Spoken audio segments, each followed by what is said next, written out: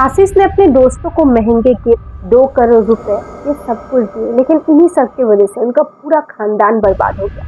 किसी का पैर मिला तो किसी का मुंडी, क्योंकि इन सब के पीछे था जिन, यक्षिणी और पिशाच।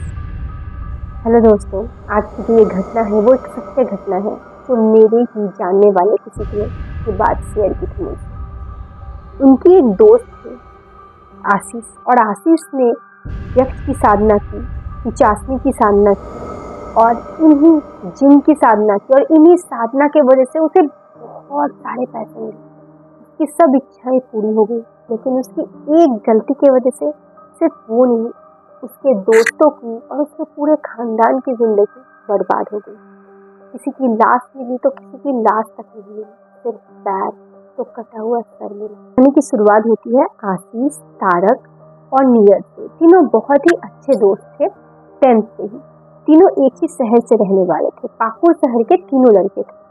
आशीष भी, तारक भी और नीरज भी। तीनों की दोस्ती 10th क्लास से बहुत अच्छी थी। पहले भी वो लोग अच्छे दोस्त थे, लेकिन तीनों ने जब 10th में सेम जगह ट्यूशन पढ़ना स्टार्ट किया तो उनकी तीनों की दोस्ती बहुत ही अच्छी हो गई। इतनी अच्छी दोस्ती कि कहीं भी जाते तो साथ ही जाते।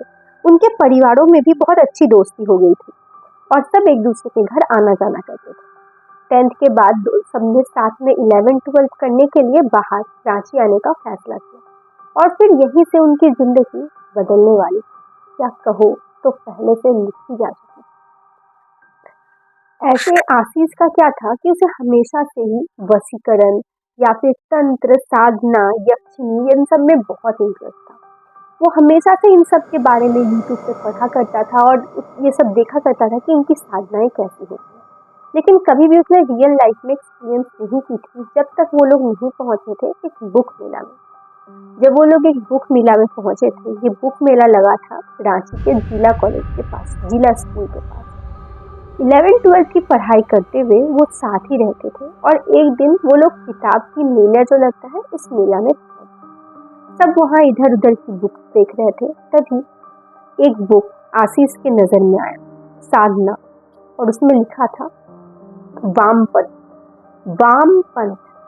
और इन सब चीजों को देखकर आशीष बहुत ही ज्यादा अट्रैक्ट हो गया।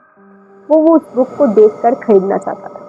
उसने तारक से पूछा, मैं ये बुक ले लूं? अब मैं यहाँ पे ये बात शेयर करूंगी कि तारक, नीरज और आशीष बहुत ही अच्छे दोस्त थे।